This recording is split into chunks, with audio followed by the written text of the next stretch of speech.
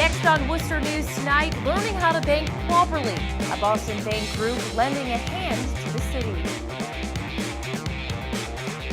Plus, the Worcester City Council gives the final green light on the South High Community School renovation.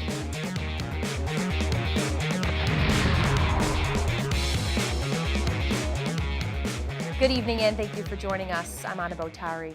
A Boston-based group comes into the city Wednesday to help those struggling with their financial situation. Communities of color hosted a dialogue along with local elected officials in a statewide effort to promote better banking. Our Cam Jandro joins us now live with the details. Cam? Yeah, Anna, nearly a quarter of Worcester's residents live at or below the poverty line, and sometimes it can be pretty difficult finding sound financial advice. Well, tonight, some experts came into the city looking to help with that problem.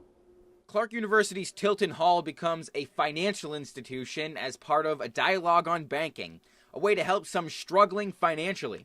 We're really concerned about people that live in low to moderate incomes. We're concerned about how they're having access to lending for home buying, for small business. And then we're also interested in how the banks, what their approach is going to be. The event is part of a statewide initiative to educate people on proper banking strategies.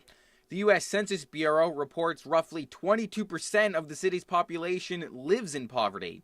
Massachusetts Credit Union's president and CEO, Paul Gentile, says there's a need in the city for better banking. 66 of Massachusetts credit unions are low-income designated, meaning more than half of their members earn below 80% of the median income in the area that they live. A lot of that's here in Worcester, obviously. The dialogue was also sponsored by the Worcester branch of the NAACP. More than 30% of Worcester residents identify as Black or Hispanic. First Vice President George Yancey says banking can be more difficult for people of color. And sometimes we as a people have been treated unfairly.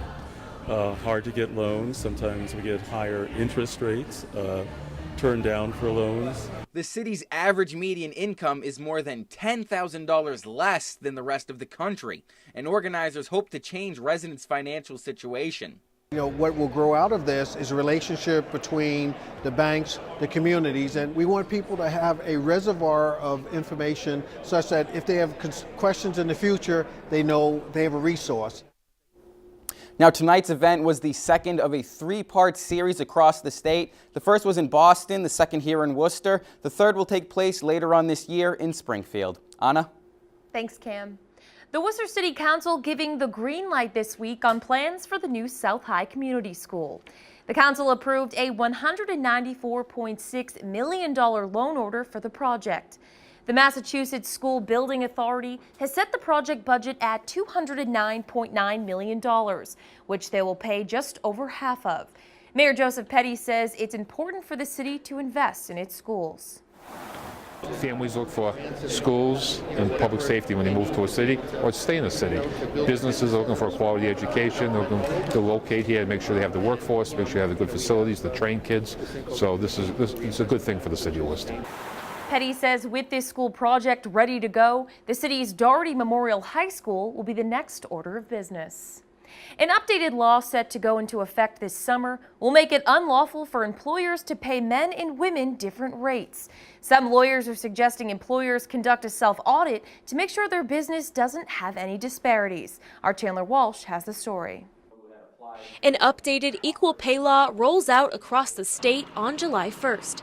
It has area businesses asking questions and preparing. Through some of our various chamber programming, we've provided a lot of this information, workshops. The law calls for employers to pay men and women the same rate for comparable work. It bans recruiters from talking about previous salaries and allows employees to discuss wages. Employment law attorney Jonathan Siegel says companies can avoid liability by conducting a self-audit. The self-audit is really, requires you to, make a real good faith effort to do that analysis, and then if you find disparities to correct them. Not all businesses have to change their practices. Fallon Health's Jill LeBeau says they look into equal pay on a regular basis. LeBeau says 72% of their leadership positions are filled by women, but says equal pay goes beyond gender. Pay is part of the deal, right? The deal that we have with our employees. You're going to come here, you're going to perform this for us, and in exchange we're going to give you this. We always want it to be a fair deal. Worcester Regional Chamber of Commerce President Tim Murray says equal pay will bring more opportunities for women. He hopes it also increases spending and improves the economy. Most businesses recognize it's the right thing to do, just looking for guidance to make sure they're complying with the law, and I think overall it'll be good for the workplace as well. Siegel says businesses should start getting ready for the law now. He says while companies don't need attorneys for every law, this is one of those that I really do think it's important to have a good employment attorney or attorneys on your team here. Chandler Walsh, Worcester News Tonight. A major change for state police amid concerns how troopers receive overtime pay. The Boston Globe reports Troop F will soon be paid directly by the state police. The troop patrols Logan Airport, the Seaport, and other Massport properties. Massport will reimburse state police for those services. But until now, Troop F was being paid by the agency. This week, a Globe report found payroll records from the troop hadn't been reported since 2010. A Massachusetts State Police dispatcher is now on unpaid leave as authorities investigate alleged social media posts about previous state police investigations. Last week, state police said Carla Grant's alleged social media posts are in violation of department policy. She was placed on paid administrative leave, but the department confirmed Tuesday she would no longer be paid as the internal investigation continues. The Boston Globe reports the investigation centers around a February 2007 crash, claiming the life of a 20-year-old man on Route 24 in Avon. In the right place at the right time, an on-duty Worcester police officer stopped an armed robbery in progress early this morning. According to police, 38-year-old Daniel Bain was seen pulling money out of a cash register at This Honey Farms on West Boylston Street. Police say she entered the store, and when Bain moved towards her with a knife, she pulled her gun and ordered him to surrender. Bain was identified as the same suspect who robbed the store earlier this month. He's facing multiple charges, including armed robbery while masked. Becker College celebrates a new building housing innovative technology. It's part of the school's growing gaming programs, but as our Brittany Schaefer tells us, there are a lot of possibilities here. I'd like to welcome everyone to this fabulous new building. Becker College celebrating the grand opening of the Colin C. Barrett Center Wednesday. The $7.3 million state-of-the-art facility gives students new opportunities. This really is a hub of technology for our interactive media students with our live studio, our AR/VR room. Our esports lab is here. College President Dr. Nancy Crimmins says the center will help the college attract new students. We certainly are using it for all of our admissions events right now because it is such a beautiful facility and we want to make sure we highlight it. The state funded $85,000 in grants for the center. The Massachusetts Secretary of Housing and Economic Development says innovative centers are important to the Commonwealth. Massachusetts is #1 in innovation, and we not only seek to stay that way, but we seek to expand our reach in innovation. I am very impressed with this building. There's vibrancy here that we want to capture, bottle and capture and bring elsewhere around the Commonwealth. And during the tour, some got to try out the new equipment. Victory is mine.